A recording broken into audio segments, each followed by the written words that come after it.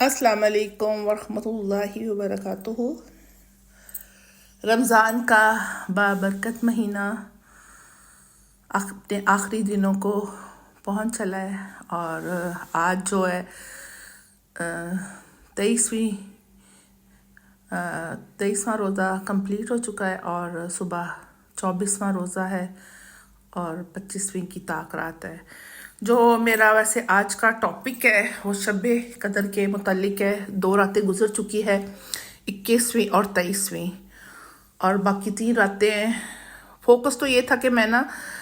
Tuesday کو، یعنی کہ جب 23ویں رات تھی تو اس پہ یا 21ویں پہ یہ بناتی نا، تو بس کچھ مصروفیت کی وجہ سے، آپ کو پتہ ہے کہ سحری افطاریوں کا سلسلہ جاری ہے ڈیلی بیسس پہ، الحمدللہ۔ اور یہ ہمارے جمعے کی دیگ ہے، اللہ کا شکر ہے۔ جمعے کو اور منڈے کو اور ساتھ جمعرات کو نا 3 دن بڑے پیمانے پہ کام ہو رہا ہے، باقی پہ بھی ہے لیکن وہ دیگچوں پہ گھر میں نا۔ تو ہر دعا میں یہ دعا ہوتی ہے کہ اللہ ڈیلی بیسس پہ اللہ دیگوں کی توفیق عطا کرنا نا۔ تو بس تھوڑا سا آپ کو شب قدر کی فضیلت سے پہلے یہ بات کروں گی کہ جو بڑے بڑے شیطان تو اللہ رمضان میں باندھ دیتا ہے، لیکن کچھ جو انسان کے نفس کا شیطان ہوتا ہے نا، تو وہ تو ہر وقت انسان کے ساتھ ہوتا ہے، جو اس کو جھوٹ پہ چوری چگلی، کسی کی انسلٹ کرنا، لڑائی جھگڑا، وہ تو آپ کو پتہ ہے رمضان میں بھی چل رہے ہیں۔ میرے ساتھ ایسا ہوا، یہ 22ویں روزے اور 22ویں روزے کی دوپہر کی بات ہے، منگل والا دن، اور 3:55 پہ ایک ایسے شخص کا فون آیا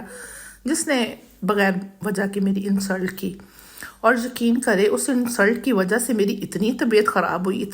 خراب ہوئی کہ مجھ سے نہ اس کے بعد میں اتنا،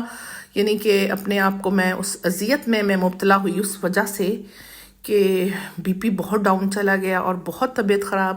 نہ مجھ سے نماز عصر کی پڑھی جائے، نہ مجھ سے کوئی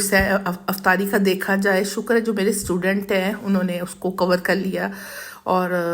رات جو طاق رات تھی اس میں بھی پراپر عبادت نہیں ہو سکی کہ اپنی طبیعت کی خرابی کی وجہ سے۔ تو بس یہ ہے کہ کچھ لوگ ایسے ہوتے ہیں کہ وہ آپ کو آپ کے گول سے، آپ کے ٹارگٹ سے نا، جو آپ نے اچیو کرنا ہوتا ہے نا، اس سے ہٹوانے کی کوشش کرتے ہیں نا۔ تو بس اللہ تعالیٰ ایسے لوگوں سے بچائے، اور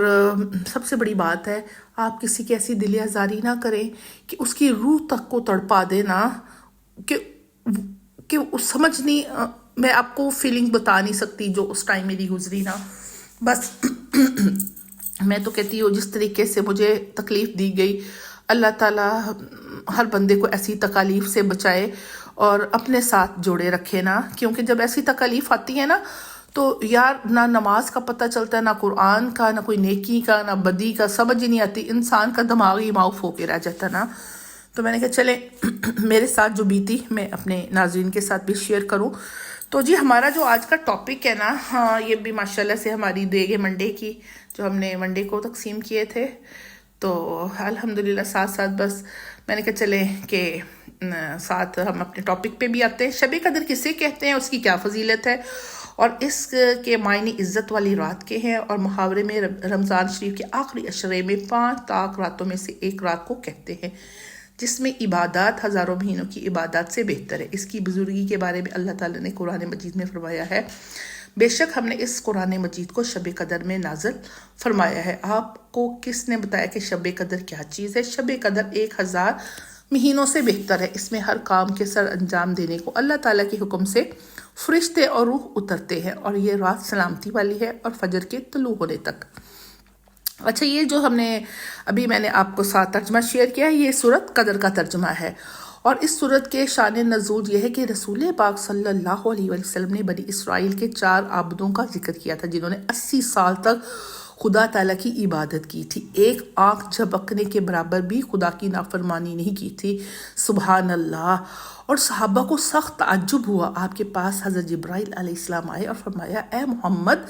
صلی اللہ علیہ وسلم، اس جماعت کی اس عبادت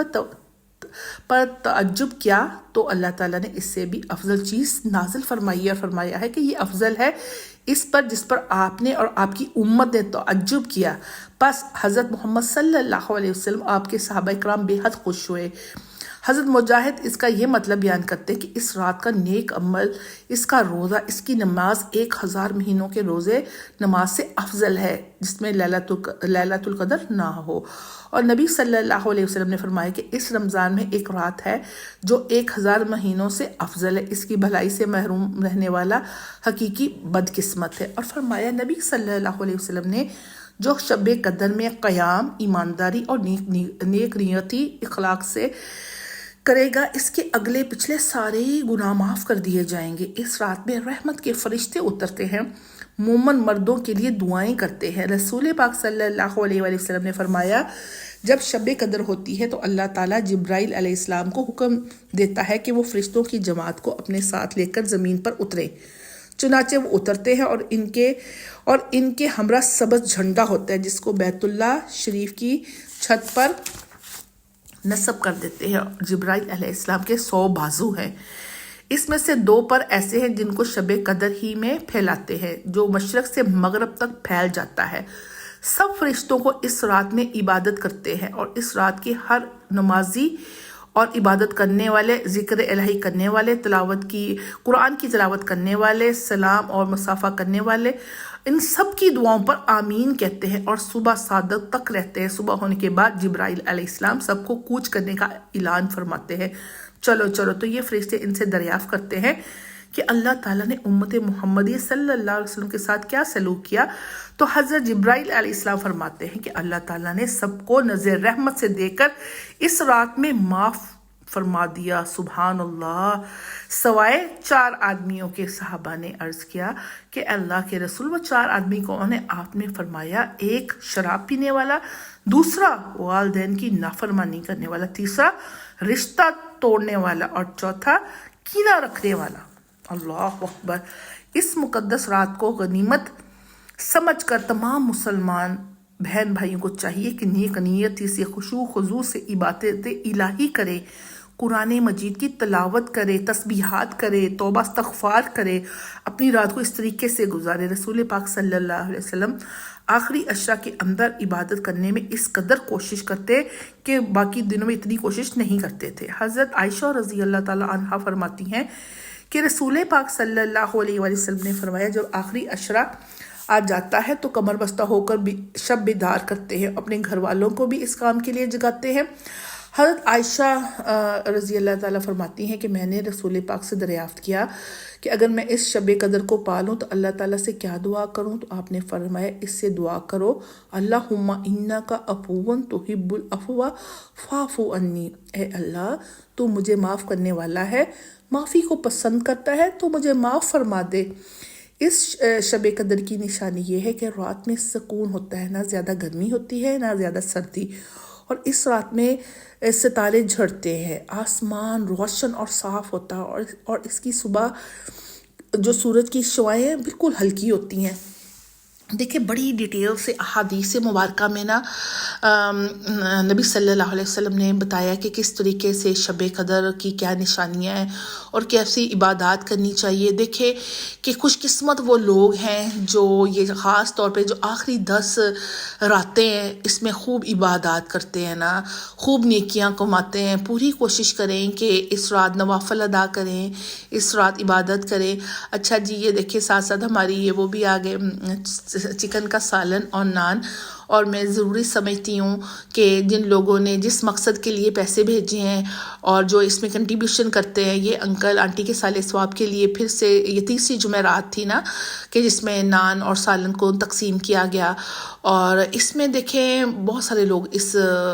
یہ میرے اکیلی کا کام نہیں، یہ ہمارا ٹیم ورک ہے نا، جس میں میری کزنیں شامل ہیں، مامو راشد آنٹی رفیقہ کی بیٹیاں،